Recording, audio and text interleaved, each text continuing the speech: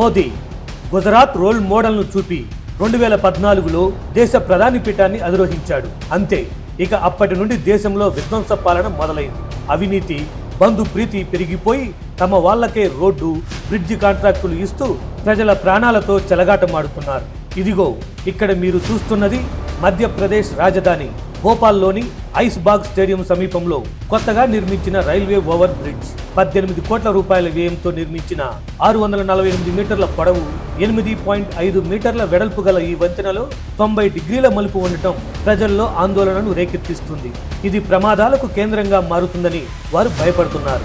అసలు ఎవరైనా బ్రిడ్జిని ఇలా నిర్మిస్తారా అంటే ఎస్, బీజేపీ పాలిత రాష్ట్రాలలో ఇలాగే కడతాం, మమ్మల్ని ఎవడ్రా అడిగేది అంటున్నారు అక్కడి పాలకులు.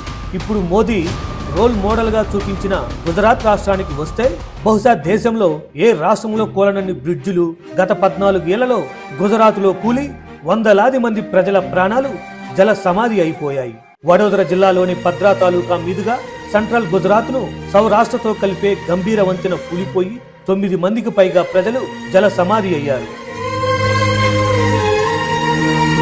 మోర్బీ సస్పెన్షన్ బ్రిడ్జి గుజరాత్లో అత్యంత చీకటి రోజు అక్టోబర్ 30, 2022న మత్సు నదిపై సస్పెన్షన్ బ్రిడ్జి కూలిపోయి 141 మందికి పైగా ప్రజలు మరణించారు. రాష్ట్ర ప్రభుత్వం ఈ బ్రిడ్జిని మరమ్మతులు చేసి తిరిగి ప్రారంభించిన 4 రోజుల్లోనే ఈ ఘోరం జరిగిపోయింది.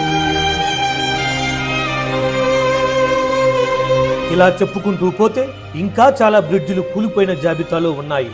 బీజేపీ నాయకుల అంతులేని అవినీతి కారణంగా ప్రజాధనం వృధా అవటమే కాక వందలాది మంది అమాయక ప్రజలు అసువులు బాశారు. వీటన్నింటికీ కారణం మోదీనే, బీజేపీ పార్టీనే. ఎందుకంటే 1995 నుండి గుజరాత్ను బీజేపీ పార్టీనే పాలిస్తుంది. 2001 నుండి 14 వరకు మోదీ 4 సార్లు ముఖ్యమంత్రిగా ఇక్కడ పాలన సాగించాడు. పోనీ ఒక్క గుజరాత్లోనే ఇలా జరుగుతుందనుకుంటే పొరపాటే. బీజేపీ పాలిస్తున్న అన్ని రాష్ట్రాలలో కూడా ఇదే పరిస్థితి కనిపిస్తుంది. మోదీ మోచేతి నీళ్లు తాగే కేసీఆర్ కట్టిన కాళేశ్వరం ప్రాజెక్టు కూడా కూలేశ్వరం అయిపోయింది. ఇలా ఇద్దరూ ఒక్క తాను ముక్కలే అని నిరూపించారు. ఇట్లుంటది మరి మోదీతో.